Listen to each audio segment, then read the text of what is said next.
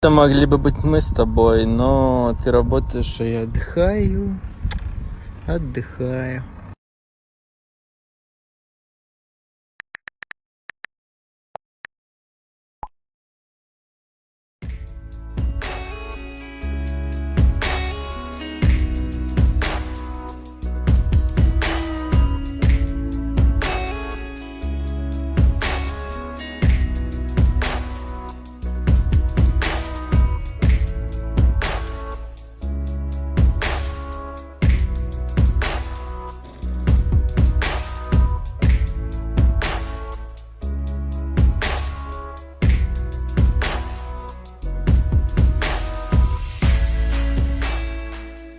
Привет, biz Hindistan keldik. Hozir obed ishimiz.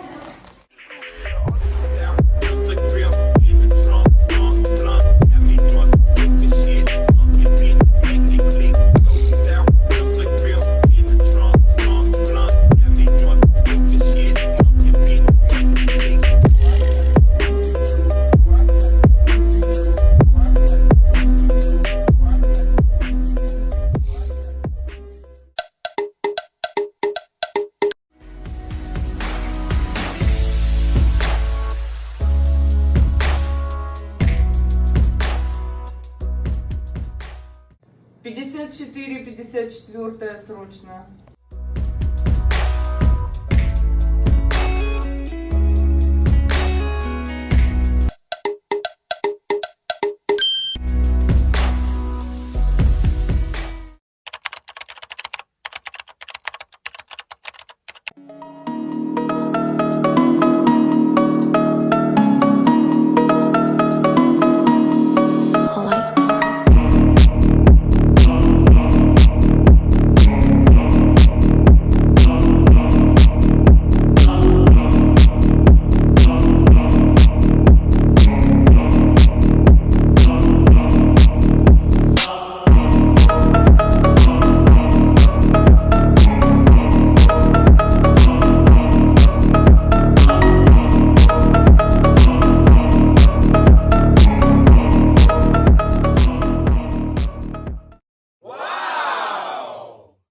Жедел жәрдем бұл төзімділік. Железные нервы. Жылдамдық. Опасность. Күресу. Үміт оты. Бороться до конца. Адреналин. Прожить жизнь одного и спасти тысячу. Үлкен жауапкершілік. Служа другим, сгораю сам. Алис Инсервенда Консумер. Человечностью, с добротой, с самой помощью, со скоростью. В основном ассоциируют то, что они помогают людям, в основном, имеется в виду, спасают людские жизни, и в основном то, что они уже помогли многим уже, сотням тысяч человек уже.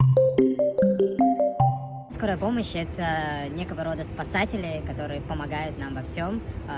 Учитывая последние события с коронавирусом, это реально люди-герои, которые помогали нам всем.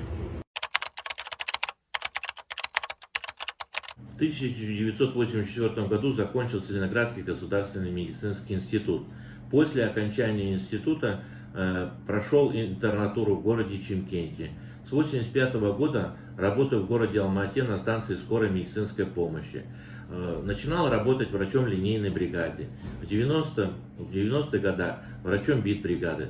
С 1992 года работал старшим врачом подстанции номер 4. 1 июня 2009 года стал заведовать 4-й подстанции. За время работы подготовил не одно поколение молодых специалистов. Скорая помощь для меня второй дом. В декабрьских событиях 1986 года принимал непосредственное участие как врач выездной бригады скорой помощи, оказывал помощь пострадавшим. В 2022 году в январе уже принимал участие как заведующий подстанцией.